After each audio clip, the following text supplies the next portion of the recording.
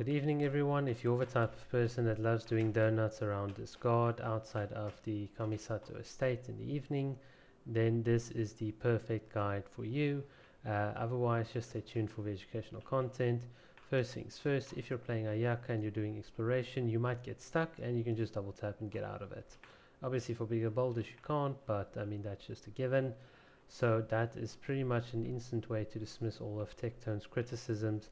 If you do want to try and use Ayaka for exploration, then I've got a couple of tips and tricks for you. So first things first, when we use Ayaka's dash, we want to steer properly, and you do not steer using WASD, because that is exactly what gives you this janky motion and quick directional like accelerations, and it just feels clunky and awkward. Obviously if you're quite used to this, then like me you can like do donuts and like play around with it, but if you're not used to it, then I've got a better way.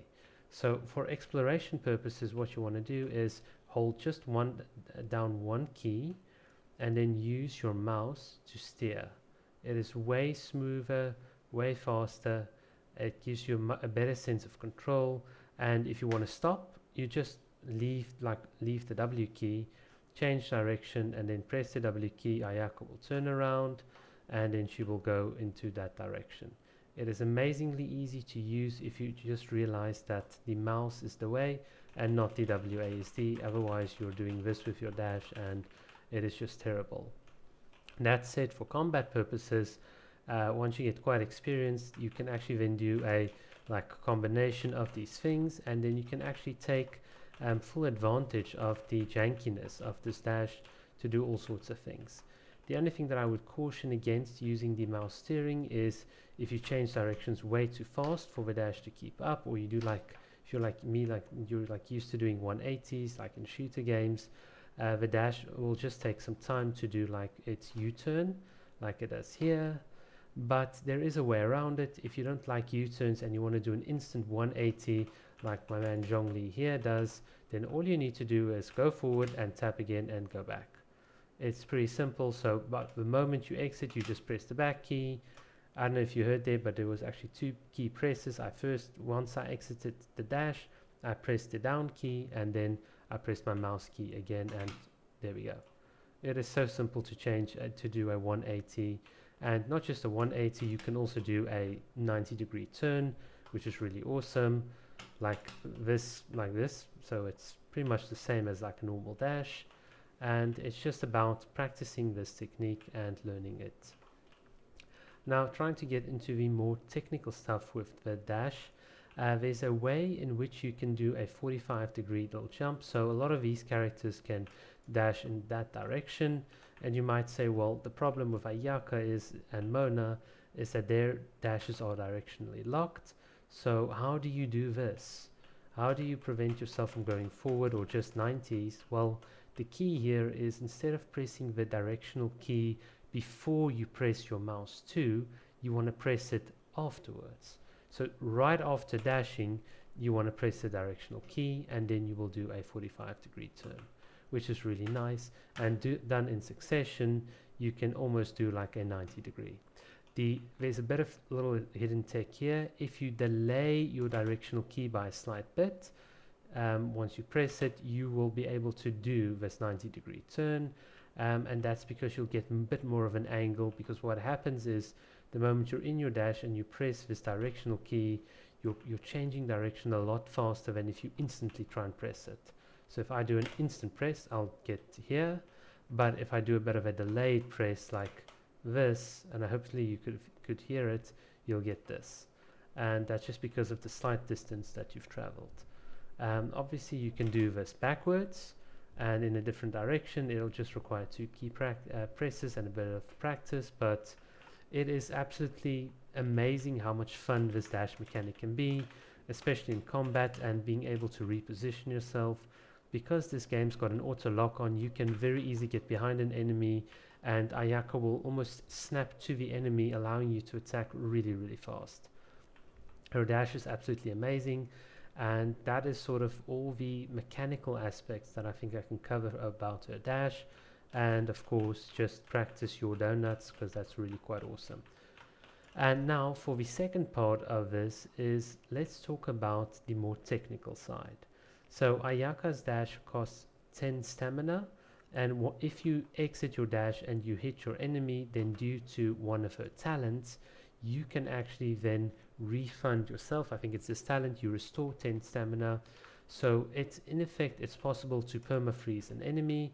So let's just try and get up a wall. So if you've got an enemy here, you can almost like endlessly dash because you'll keep on refunding stamina. Only Ayaka's got this, which means she can almost infinitely freeze a guy as long as the enemy is afflicted by water or hydro, and they're a hydro character like one of the Abyss Lectors and those guys that like do all their moves, you can almost permanently freeze them if you can get them in a corner, which is really quite nice. But this goes a lot further. Because of the fact that your dash costs 10 stamina, you've got effectively 24 little dodges here. In other words, and if you didn't know, in Genshin Impact, dashing, if done at the correct moment in time, will allow you to do an invulnerability frame, and once you do an invulnerability frame, you can avoid damage. So I've covered this in detail somewhere else on the channel, but this is really quite awesome because compared to a normal character like Zhongli, you'll notice the two differences. If I do 2 dashes, each dash will consume 20 stamina, and that's without even like starting to run, which will also then start using more stamina. So off the bat, we get twice the amount of dodges, but even more so because of the dash's internal cooldown, I can't spam like a normal character's dash. I can only do it like twice, and then I have to run, and then I can do it again. But with Ayaka, you've got no such internal cooldown. You can just keep on spamming this as much as you want. And if we really, I'm just going to quickly go outside of this into a different view here. If you actually go and count the frames, it's roughly about 29 frames. So let's just see. I'm just going to try and get this to go forward, and you'll probably see it right now. So let's just there should be right here.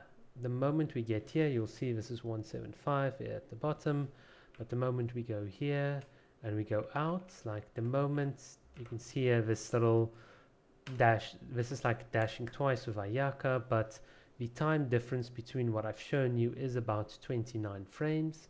That's almost like roughly, let's say 500 milliseconds between successive dashes. So you can effectively double dash like any normal character can.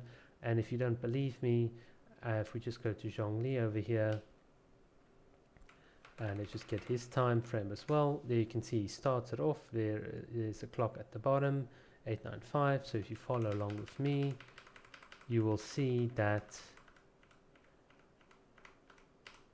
exactly there. You can see there we're starting to dash again. So it's exactly about 500 milliseconds or 29 frames that you've got. So in effect, Ayaka, like the double dash that you can do with normal characters, takes exactly the same time as Ayaka and Mona's dash.